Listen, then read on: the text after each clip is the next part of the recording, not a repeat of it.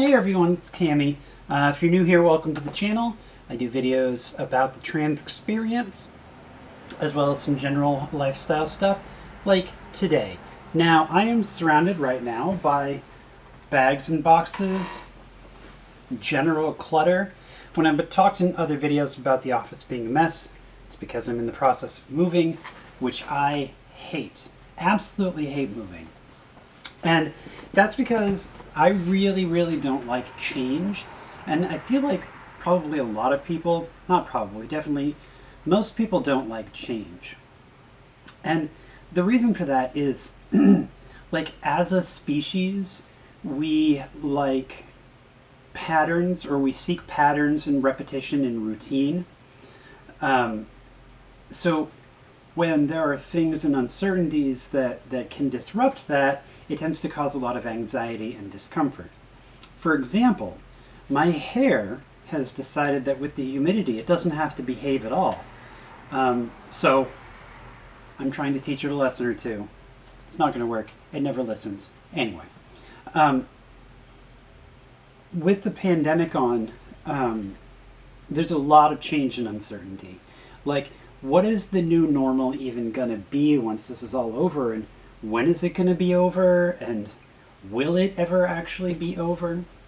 These are all kind of concerns that nobody, even experts, don't have don't have answers about. So our lives just generally have a lot of uncertainty right now, and because of that, a lot of people are just generally stressed out because of the constant existential dread of existence that we currently live in. And I am no different. Add to that the fact that I'm moving, and again, I hate moving because I especially hate change. But change is kind of what the early years of the trans experience is. It is nothing but change. I am not the same person I was when I started this journey just 6 months ago. If you want to see, you can go watch that super poor quality first video that I did. Anyway, so I didn't plan this out much in advance because I just kind of wanted to talk a little bit about how do we deal with change and what are the kind of major changes that we're dealing with. So the general populace, of course, we're dealing with this whole pandemic bullshit, and we're dealing with this whole nonsense political wise. Not going to go there. I've had enough of those rants. A couple weeks ago, there was a rant on camera even. So all of us are dealing with this in one way or another. And our brains become accustomed to certain things. That's where the grief process comes from. If suddenly something that took up a lot of psychological real estate is gone, then that's when we feel grief. So it's normal to grieve our old lives and who we were. So it's not uncommon at all to be intimidated by the change that comes with being trans. We do not come out of it the same people we went into it as.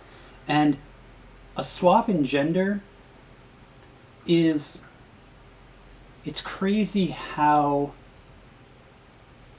thin the barrier between male or female is. A pill and a couple of little silicone patches that I slap on me a couple times a week is 99% of my transition. But it's a fundamental difference in me. I don't mean just physically and emotionally. You can look at my HRT update videos to kind of chronicle that change. But we need to understand that we're going to grieve that old life, and we need to do our best to embrace that change. I don't want to say embrace the uncertainty, because that's not exactly the best way to put it. We need to, well, okay, so how do we deal with dramatic change in our lives? How do we deal with not knowing what the new normal is going to be? I don't know what the new normal is going to be for me as a female. I don't even know what the new normal for me as a trans person is going to be. It's still all so early for me, and so I still present so masculine, as much as I hate that, that I don't know what it's going to be. So the way we deal with this, the way we deal with any kind of dramatic upset or change, is through community. Humans like patterns and familiarity, routine, those sorts of things. But the other thing that we really, really excel at is community and communication. So the way we get through change is by working together. I know I say this all the time, but what we need to do is reach out to our friends, to our support structure. That support structure could be anything. It could be, your friends and family. It could just be watching some trans bimbo ramble for 10 minutes a week about trans stuff on YouTube. That could be your community. So understand what your support structures and systems are and lean on that. There's a lot of support online on especially Reddit. Oh my god, Reddit has some of the best. There are also local support groups, not support groups, local trans activist-like groups. Locally, I have Maine Transnet. That is a really, really great organization, but most areas have organizations like that. There's counselors. You have a lot of options to embrace that community, to find people who will support you and who you can support. These things are vital. They are vital to our survival. They are the way that we find certainty, security, and safety in a dramatically uncertain time.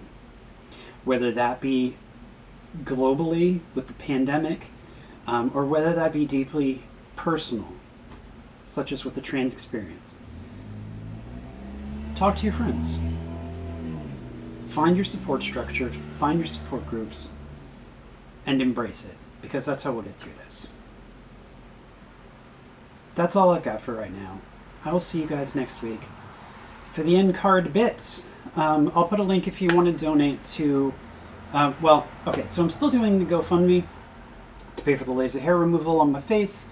As soon as that's filled up, I'll get the surgery every time, or the laser removal. Every time I do one of these videos, I throw $20 into it. Speaking of money, I started a Patreon that supports this channel, my other channel, and making independent movies. Links to both of those are going to be down in the description.